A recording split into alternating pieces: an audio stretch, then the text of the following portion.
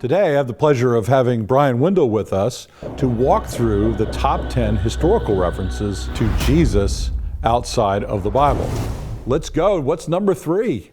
All right, into the 3, we're into the really important ones now. Number 3 is Suetonius. Suetonius was a Roman historian, and in his chapter on the life of Claudius, he writes this: since the Jews constantly made disturbances at the instigation of Chrestus, he expelled them from Rome. Now, this is explained in the book of Acts. We see this same thing in the book of Acts, where it noted that Claudius expelled the Jews from Rome because of the disturbance with the Christians. And it demonstrates that within 100 years of the life of Jesus, he was known to have existed, that he was this popular and controversial figure that was causing disturbances during the reign of Claudius, to the point where Claudius had to expel the Jews from Rome.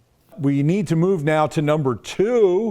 One of our favorite historians is Flavius Josephus. Josephus actually mentions Jesus twice in his work, The Antiquities of the Jews. And writing at the end of the 1st century, it says this: at that time there was a wise man who was called Jesus. His conduct was good, and he was known to be virtuous. And many people from among the Jews and other nations became his disciples. Pilate condemned him to be crucified and to die. But those who had become his disciples did not abandon his discipleship. They reported that he had appeared to them 3 days after his crucifixion and that he was alive. Accordingly, he was perhaps the Messiah, concerning whom the prophets have recounted wonders. And so from these references, we know that Josephus accepted the existence of Jesus historically, who was called Christ. His conduct was good. He was crucified by Pilate. Many people came as disciples and reported that he was alive after his death. Okay, drum roll if you will, Brian. Here we go. All right, it's Tacitus. Tacitus was a Roman historian, and in his annals, he writes about the suspicions that Nero was responsible for the Great Fire of Rome, and that he tried to pass the blame on Christians. And he wrote this: consequently, to get rid of this report, Nero fastened the guilt and inflicted the most exquisite tortures on a class hated for their abominations, called Christians by the populace.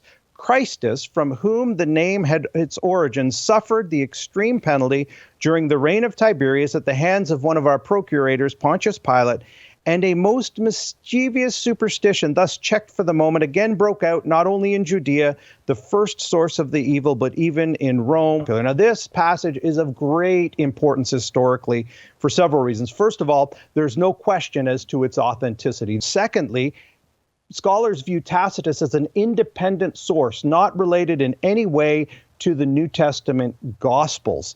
And thirdly, it just affirms more details: Jesus being called Christus, his historicity, his death under Pontius Pilate. And interestingly, it describes a mischievous superstition. I believe that he's referring to the belief that the early Jews said that Jesus rose from the dead, yes, that was the mischievous superstition. So even if we didn't have the New Testament, here's what we would know historically about Jesus from extra-biblical historical sources. He was born of a poor virgin, that his father was a carpenter, he was a teacher, he prophesied, he performed miracles, he was known for his wisdom and virtuous life, he claimed to be God, he was crucified under Pontius Pilate, earthquakes and darkness accompanied his death, his followers report he had risen from the dead, appeared to them and showed them his wounds in his hands. His followers worshipped him as God, and belief in Jesus caused great disturbances with the Jews, such that Claudius had to evict the Jews from Rome. Listen, that is a great summary of Jesus' life that affirms what we have in the New Testament Gospels, and I believe the historicity of Jesus